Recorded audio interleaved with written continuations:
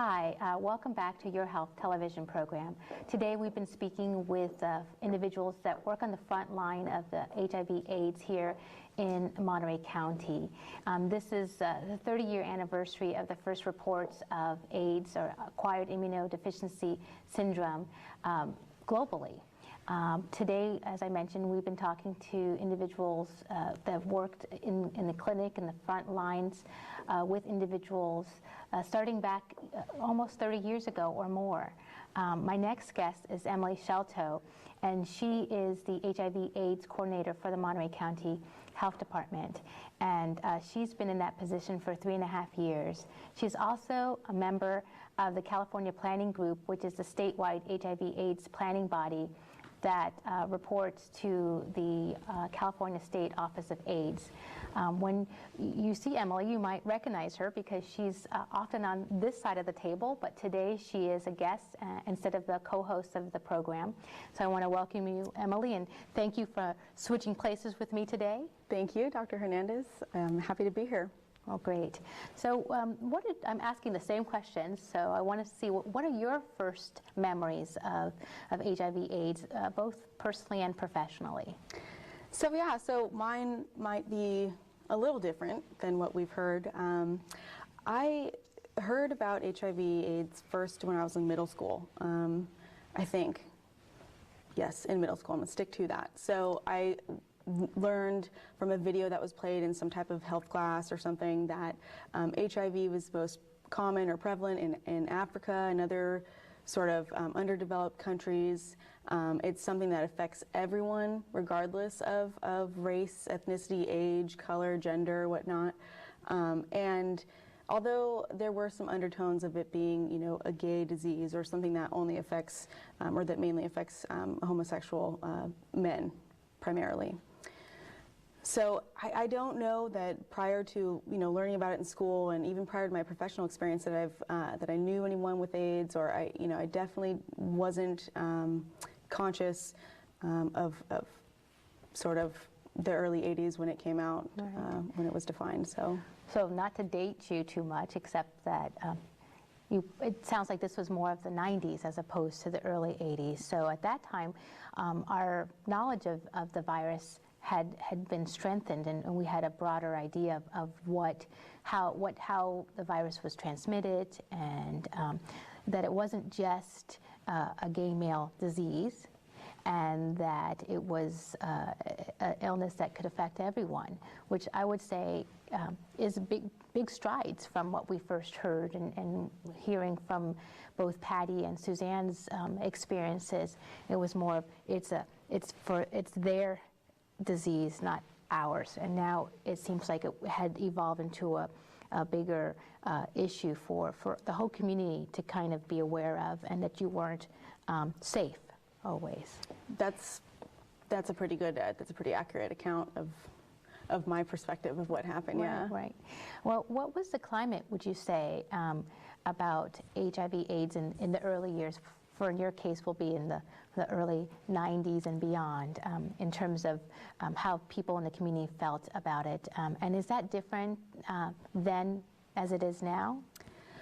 Well, a couple things. Yeah, I think that some of the same things that we heard earlier were still and are still the case. Fear, we heard about stigma a little bit. I want to call it discrimination, just people afraid of others who may have HIV or AIDS and not wanting to be in the same room, touch the same things, use the same, phone, use the same, toilet even. Mm-hmm. So I think some of that still exists. I think the major difference is, though, that there's not anymore, and even, in the early 90s when I first became hip to it, I don't think that there was a sense of urgency, and there's not a sense of urgency, because we're not hearing about the hundreds of millions or thousands of people that are dying each year from it, who recently found out, and then a year later they've passed on, and I'm not sure why that is. Maybe you need that type of mass death almost to make a situation urgent, or to feel urgency about it, or maybe it's it's just HIV is not at the forefront right now. Definitely, there's other things going on. All these things compete for our attention in life, and HIV awareness and prevention and just sort of this knowledge that we're talking about is one of them. So. Yeah, I think that we both struggle with that sort of challenge where, you think about the fact that if you were in a room, there were 100 people in a room that had HIV. 20 people in that room that have HIV don't know that they have it. I mean, to me, that blows my mind. that shocks me that wouldn't be a big deal. So I think one of the challenges that we have in public health is trying to figure out how do we get that urgency there again. How do we get that there? And can you talk a little bit about some of the things that we are doing, or that you are doing actually as the HIV/AIDS programs coordinator for the county? Yeah. So some of those things. I think there's been a lot of, over the years, a lot of misconceptions, misunderstandings, or maybe just, minimal knowledge of how HIV is transmitted, and even, less knowledge and applicability to one's life, So maybe I might know how to get HIV, but I might not be able to look at my own life and my own behaviors and understand that the things that I'm doing put me at risk for HIV. I think that connection is often lost, especially with the younger, generation. So I think some of the things that we are doing, we're trying to, and when I say we, I mean, the Monterey County Health Department. I also mean the California Planning Group. I also mean public health, with regards to HIV/AIDS in general. One of the things that we're doing is developing interventions, we'll call them effective behavioral interventions, that take into account a specific population, a target population, and specific set of risk behaviors, and conducting an intervention that have activities that you can do, and activities that individuals who are participating in the intervention can do, that are geared towards awareness and geared towards understanding the risk behaviors that individuals might have at becoming infected with HIV. So that's kind of, I'll say the long and the short of one of the neat things that we're doing is discovering and testing these effective behavioral interventions and using those, which are very targeted and very specific with certain individuals to, help them to understand their risk. Perhaps they already have HIV. We're helping them to understand their risk behaviors in terms of transmitting that disease to others. So some very specific prevention efforts that we're taking part in as Monterey County Health Department, and also that are kind of becoming more prevalent within public health and HIV prevention. So that's kind of what's changed then, is that we used to just do a blanket generic message saying protect yourself, use a condom, right. Be safe, have safe sex, get tested, when all those things are still totally legitimate. Yes. Sometimes they just work a little bit better, maybe with a different way to say it, or a different. It's all about how you communicate your message, right? And so that's definitely one of the things that we can improve upon as HIV prevention sort of leaders, is try to improve upon how to kind of communicate those messages. So what are some of the efforts that are occurring in the community? What services are available? Where can, if I just landed in Monterey from, I don't know, Miami, what could I find? What services do we have here? Well, excellent. Usually I bring things to share and to hold up. I didn't bring my brochure. There's a HIV/AIDS resource guide that has quite a bit of information there, which can be found, if I can just plug, on our website, www.mtyhd.org/HIV. And so there you can find this resource guide, which has things in it like education sort of functions you can attend, or you can request a presentation if you'd like, a 101 presentation, just basic HIV/AIDS information.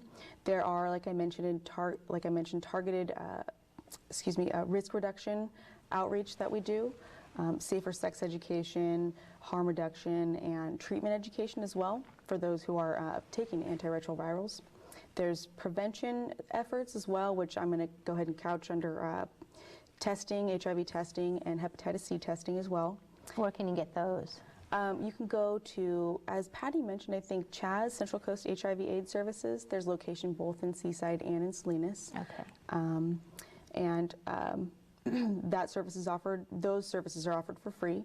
And then there's also syringe exchange program, which that's at a number of different locations, mainly at Dorothy's Place in Salinas. And that is, just to kind of clarify, we exchange 1-for-1 syringes and needles, so a dirty one for a clean one, or a couple dirty ones for a couple clean ones, and other injection supplies as well. And then there is primary HIV medical care, primary care and HIV-related medical care offered through the health department, grants, and offered at both NIDO and OPUS clinics. As well, oral health care, mental health services, and excuse me, drug and alcohol recovery services too. All that on 2 pages, huh? Yeah, I managed to fit it, yes. Oh, great. Thank you. Thank you very much, Emily. So getting back to some of the things in history and some of the benchmarks, what are some of the benchmarks that you feel, whether they're in from the media or in history, that you think really affected how the general public felt about AIDS and how that may have impacted awareness? Yeah, so there's a couple things that I can remember that I think really kind of drove things home for me, I know, and for my community at the time. And of course, I was a bit younger, like I mentioned, or I guess I am a bit younger. But one of them, a main one, Magic Johnson, I have to say, 1990, Magic Johnson, announced to the world that he was HIV positive. He was an idol, a superstar, a great basketball player. I'm sure he still is, all those things. But one thing that I don't think I realized about Magic Johnson was that he had a lot of partners that he slept with. And he pretty much told everyone that and had told everyone he had HIV in 1990, and then he retired. And I think I read recently, actually a couple days ago, Magic Johnson still has HIV. And he's really healthy and he's living a great life. But at the time, I think that made some people stop and think, wow, this is not just something you hear about, you know. Also, Forrest Gump, I don't know, we talked about this earlier, and I don't know, Forrest Gump, Jenny, one of the main characters, Jenny had HIV, and it quickly progressed to AIDS, and then she died. Right. And do you remember when that was? Was that in the mid-90s, 94? I think it was. I think it was. And also in 1994, and I didn't really know what year this was until I actually looked it up, but one of the things I definitely remembered was Pedro Zamora from The Real World. And that show, I think that was like the 2nd or 3rd season of that show, and it was in San Francisco, and one of the cast members, for folks who don't know, Pedro Zamora, he had AIDS on the show, or was it HIV? One of the two. Either way, he then died, I think, shortly after the show was filmed, and left a partner, and that was really influential in the media and among young people too, because it was a good show. Yeah, I remember watching that one, and I think that when I was speaking with Suzanne, she noticed that for the folks that were remember HIV in the early years, Rock Hudson's diagnosis and his announcement and death, and also Liberace. Suzanne mentioned that with those 2 pieces of news in the media, more people came to get tested. So the Liberace's, the Magic Johnsons, the Pedros, all did help increase awareness and got the message out there that we needed to learn more about HIV and AIDS. So I'll ask you one question, quick ending one. And what do you think people today, young adults especially, feel about HIV/AIDS? Has it changed any, or are they still feeling the same way they did when the news first broke 30 years ago?